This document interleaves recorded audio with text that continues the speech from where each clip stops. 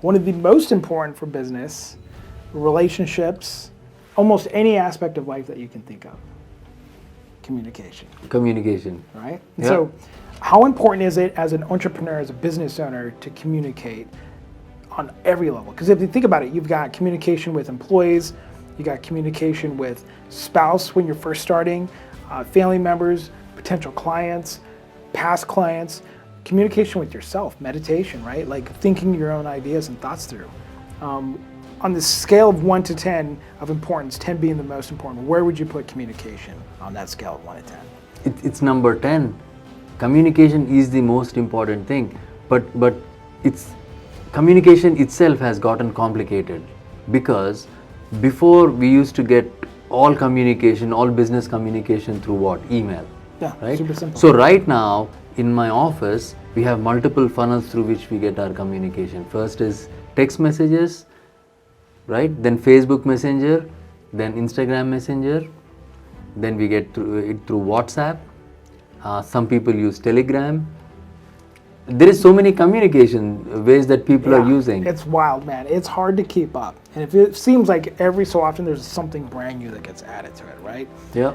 For a while I was doing, like, for example, Snapchat. And then I realized I can't do all this. I got to limit down to a few. But most of the ones that you mentioned, I'm also using.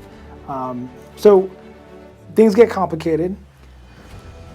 What do you, first off, being succinct and managing all that is so vital as a business owner. So what are some ways that you're doing that? First of all, we as a business owner cannot dictate how the customer should communicate with us, but we have to adapt to their style. Gotcha. That's most important, especially if you have a setup wherein if you have an assistant checking your email, they might not have access to your Facebook Messenger. It gets complicated. So your systems have to be so streamlined to be able to receive the funnel of all the communication. So having your systems better is what is more important. Right.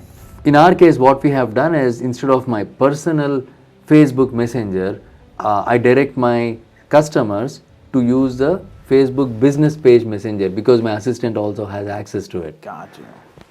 Same with my Instagram also. I tend to, for some of the millennial customers that we have, they like to use Instagram Messenger.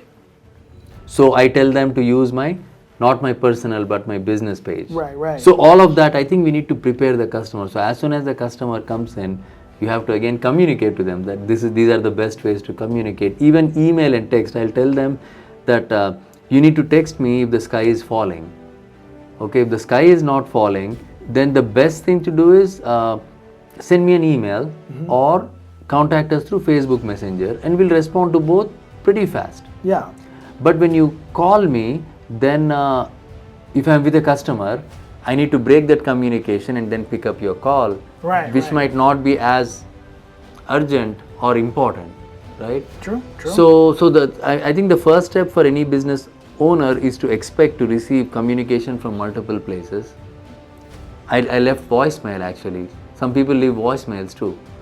Oh man, yeah. So voicemails are difficult if you don't have a way to transcribe it and send it to the email. Your assistant will never get it, and if you call them back after 2 days, they'll be like, "Oh, I left you a voicemail on Wednesday. You're calling me on Monday." It doesn't work. It just reflects so poorly on our service. Right. Even though the business owner is in top of the game with their technical aspects of the delivery of the services, if they're unable to communicate and respond to the customer's communication promptly, then they might stand to lose business. My imagination is people lose about 30% of their business because of lack of follow-up and communication. That's my estimate from my experience. Okay.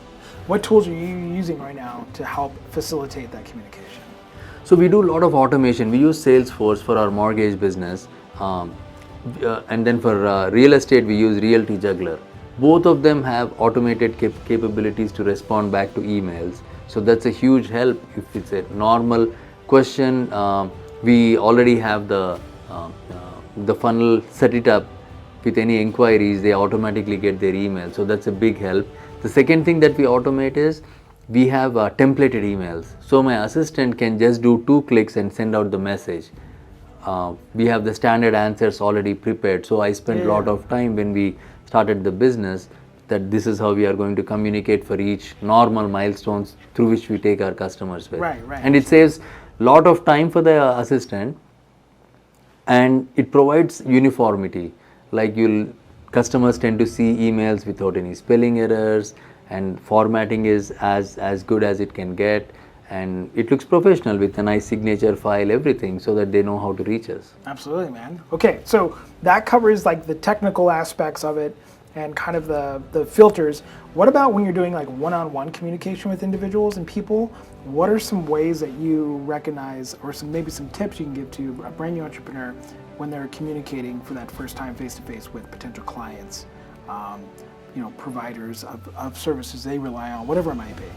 So I mean, I just like to have it to be, first of all, cohesive. Okay. In the sense that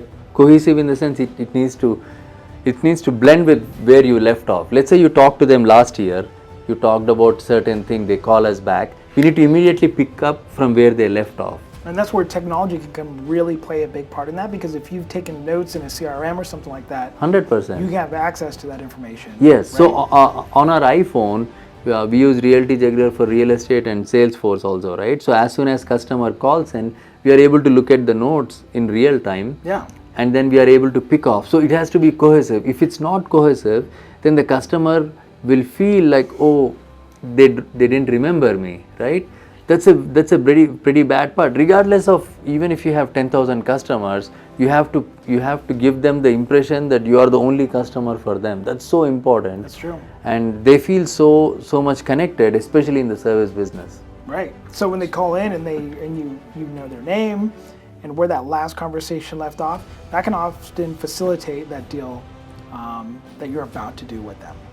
People are sometimes surprised. They say, "Oh, you still remember that?" Yeah. They say that. Feels good, right? See, the thing is, the businessman should be able to remember to have their systems set up.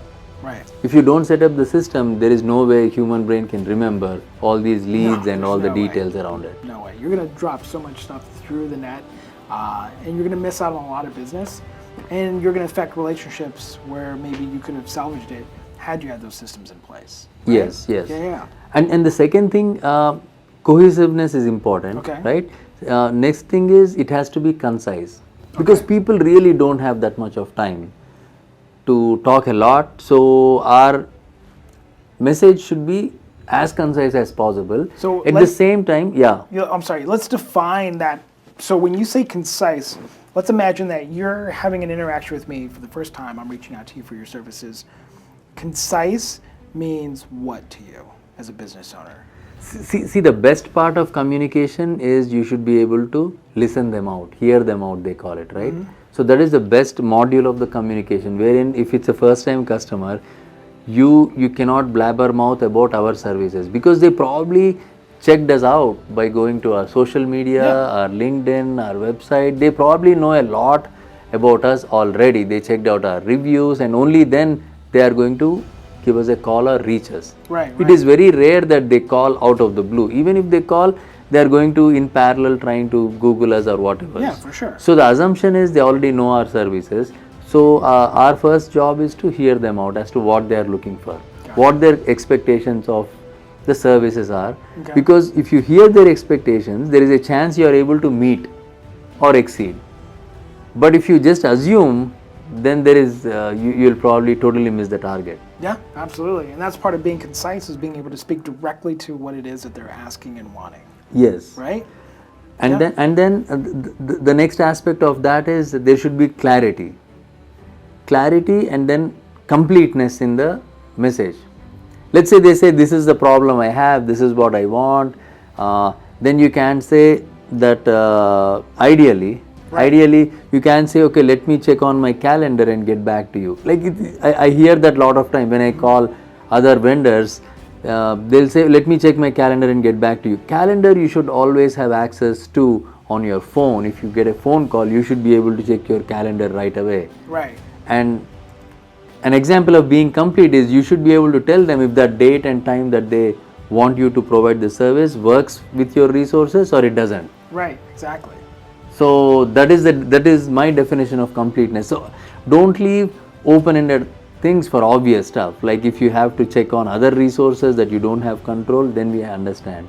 But overall, you have to be as complete as possible. That way, the customer doesn't have to call you, because it's in our own benefit that we avoid a second follow-up call on the same topic from the same customer. Right. Because every call, our brain, whenever it switches from one topic to the other, they say it's going to take some more time for us to switch it back to the original topic, right? Yeah, true. It's true. So if you let's say if you save 5 or 6 calls in a day, then each call, let's say, is another 5 minutes. So you're saving 30 minutes to an hour. That's huge for an entrepreneur. Well, and it's a big point, because when you're communicating with somebody, and let's say that you're sitting down, like you said, you should always have access to your calendar when you're having those conversations. If you don't feel like you want to open up your calendar or wrap up that conversation, then don't start it in the first place. Don't start it, yeah. Let that phone call go to voicemail. Let the text sit there until you're actually ready to sit down and complete that transaction, where you're able to say, okay, when I'm done talking or texting with this person, am I willing to commit to a date and time if we want to? I just had that example with a photo shoot, doing an underwater photo shoot coming up, and had to quickly put together a time of day for us to put it together. She's very busy. I'm very busy. We've got a lot of things going on, but she operates the same principle that I do. Hey, let's look at the calendar, what fits for both of us. And then that takes away so much worry that you have as far as communicating, because I don't have to go back and revisit this topic or let it sit in the back of my head like, oh man, I really wish I had got an answer. Now, when should I text her next or call her? I don't have to do any of that, right? And so as a business owner, being able to wrap up those conversations helps, because what that allows you to do is move that client or that relationship to the next phase, whatever the next step is. And if you're still trying to come up with the date and time, like, you're wasting time. Right. Right? So we use free tools like Calendly, wherein customers can schedule time with us. So it saves them time, and my calendar is updated live there, so that people know which slots I can take appointments and they can book it. If you are doing an underwater shoot, it's a bad idea to start taking picking up phone calls or texting, don't right? pick up phone calls underwater. It's not going to work for you. But the good alternative will be, if somebody calls you, maybe your voicemail greeting can clearly say that, okay, leave me a text, I'll get back to you, or some disposition, because in my business, wherein they are doing mortgages, there is a lot of anxiety for borrowers, whether their loan is going through or where we are in underwriting. There is a lot of long drawn pauses. It's a very emotional thing for people, so they get very antsy if we don't pick up the call. So we always try to pick up the calls, right? But sometimes it's not logistically possible. Like, we are doing a podcast now. If somebody calls, I can't pick up the call. That's true, right? Yeah. So business communication, even the customers have to be understanding, I would say, sometimes. Well, people cannot pick up their call when they are taking a shower, right? That's true. So is that a reasonable expectation we can set? Some people do, right? Some people do. I called the phone, and sometimes people are taking a shower. I'm like, let me just call you back, man. Yes. I don't need to have this conversation right now. But I would agree, and I would find that as your business gets more sophisticated, oftentimes that's a function of your clientele becoming more sophisticated, right? And those individuals, often they understand, like, okay, what working hours work well. I know this person can't be available to me all the time. Many times they're professionals in their own life as well. They have that expectation, like, hey, get it, I understand. But that follow-up is important. And then when you actually do have those conversations, making sure you move the goal forward in some way. So every time they call and talk to you or text you, something is happening to get closer to the goal that you both have together. Right? Yeah, absolutely.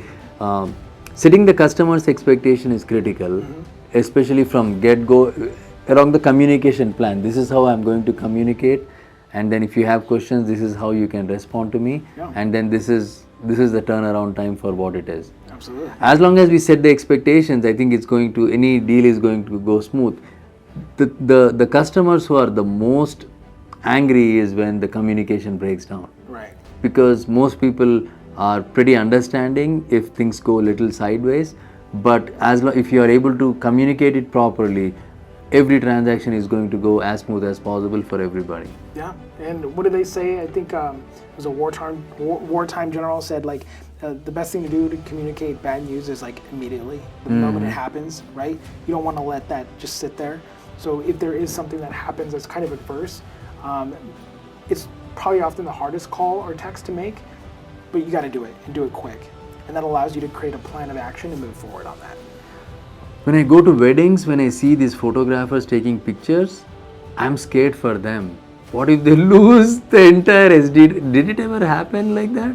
It has happened to many people. Now it's so great because the cameras are fantastic. They usually have dual slots, so you have two cards recording at the same time. Okay. And the chances of both of those cards going bad, it's almost not gonna. I'm not gonna say never happen, but the chances are really slim. So you're covered Good. nowadays. Yeah. But if you're a photographer, if you lose those wedding pictures, you better hide first and then you call them, but give them the bad news first. Right, yeah. That would be really bad if that happened.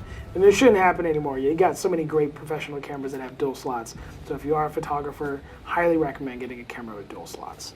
Good information, Shane. Yeah. As always, thank you. Thank you, brother. Have a good one. Yes. Take care, guys.